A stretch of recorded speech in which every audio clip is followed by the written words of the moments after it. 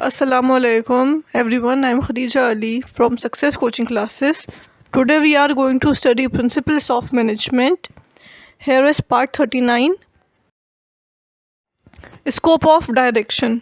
इसमें है Leadership, Unity of Command, Direct Supervision, Appropriateness and Suitability, Effective Communication.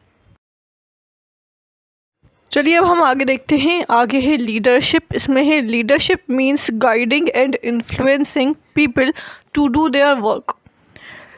In leadership का मतलब क्या होता है? लीडरशिप का मतलब होता है लोगों को गाइड करना और इन्फ्लुएंस करना लोगों को उनके काम के लिए।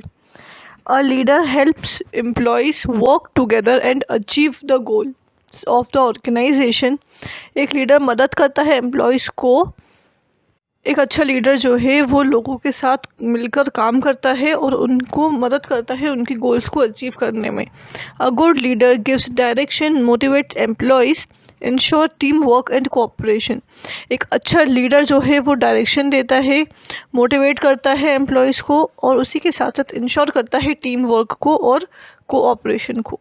अ manager must act like a dynamo, a source of energy for the organisation. एक मैनेजर को सोर्स ऑफ एनर्जी की जैसे एक्ट करना चाहिए ऑर्गेनाइजेशन में। फिर सेकंड पॉइंट है यूनिटी ऑफ कमांड। इसमें है this principle means that an employee should get order from only one boss. इस प्रिंसिपल का मतलब है कि एम्प्लॉय को जो है ऑर्डर सिर्फ एक ही बॉस से मिलना चाहिए। If an employee receives instructions from multiple superiors he become confused. अगर एक एम्प्लॉय जो है एक से ज़्यादा सुपीरियर्स का ऑर्डर रिसीव करेगा तो वो कन्फ्यूज़ हो जाएगा, उसको ये समझ नहीं आएगा कि वो किसका ऑर्डर माने। तो इसीलिए उसको सिर्फ एक ही इंसान का ऑर्डर मानना चाहिए। Responsibility is clear only when there is one command. Responsibility तभी क्लियर होती है जब यहाँ एक ही कमांड हो। एक ही इंसान अगर कमांड कर रहा होता है तो हमें पता होता है कि हमें क्या काम करना है। अगर हम एक से ज़्यादा लोगों का कमांड सुनेंगे तो हम कंफ्यूज हो जाएंगे, हमें समझ में नहीं आएगा कि हमें क्या काम करना है, कैसे करना है। ठीक है, फिर इसमें आगे होता है discipline, authority and responsibility become effective when there is unity of command. Discipline, authority और रिस्पॉन्सिबिलिटी जो है वो इफेक्टिव तभी होती है जब यहाँ यूनिटी ऑफ कमांड हो। फिर थर्ड पॉइंट आता है डायरेक्ट सुपरविजन। इसमें है managers should supervise employees directly when ever possible.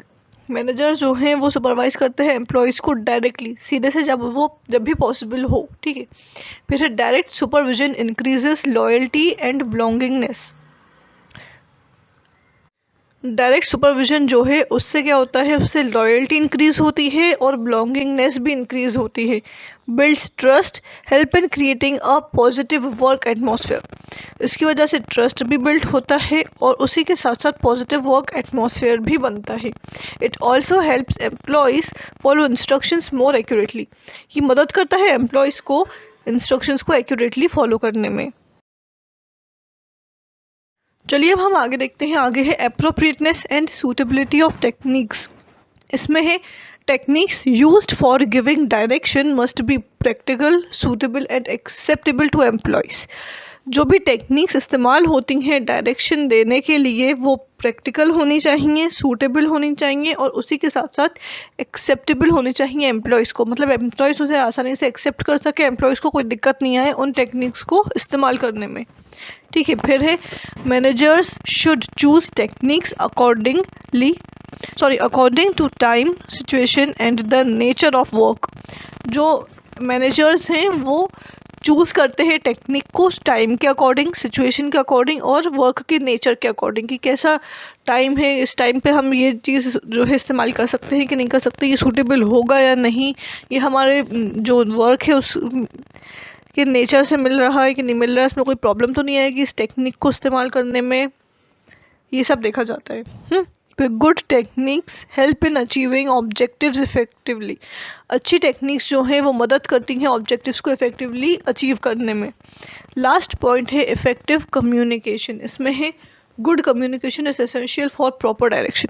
अच्छा कम्युनिकेशन जो है वो ज़रूरी है प्रॉपर डायरेक्शन के लिए, ताकि सही से डायरेक्शन लोगों को मिल सके अच्छे कम्युनिकेशन से। फिर है It helps in giving clear instructions, solving problems, improving relationship. Without effective communication, direction cannot be successful. इसका मतलब ये है कि ये मदद करता है काहे में, क्लियर इंस्ट्रक्शंस देने में, प्रॉब्लम को सॉल्व करने में, रिलेशनशिप को इम्प्रूव करने में। ठीक है, without effective communication direction can not be successful. अगर इफेक्टिव कम्युनिकेशन नहीं होगा तो लोगों को सही से डायरेक्शन नहीं मिल पाएगी, लोगों को पता नहीं चल पाएगा उन्हें क्या काम करना है, कैसे किस तरीके से करना है। किसी को अगर कोई प्रॉब्लम आएगी तो वो भी सॉल्व नहीं हो पाएगी अगर यहाँ इफेक्टिव कम्युनिकेशन नहीं होगा। तो इफेक्टिव कम्युनिकेशन में ये होता है कि जो सुपीरियर है वो सबऑर्डिनेट्स को काम उनका बताते हैं कि उनको क्या काम करना है और कैसे करना है, और जो सबऑर्डिनेट्स हैं वो अपनी प्रॉब्लम सुपीरियर के आगे रखते हैं। ये होता है कि इफेक्टिव कम्युनिकेशन, अगर यहाँ ऐसा कम्युनिकेशन होगा तो किसी को भी वर्क करने में कोई भी प्रॉब्लम नहीं आएगी। हमारा प्रिंसिपल्स ऑफ मैनेजमेंट का पार्ट 39 एंड होता है। Thanks for watching. Please like, share and subscribe, press the bell icon.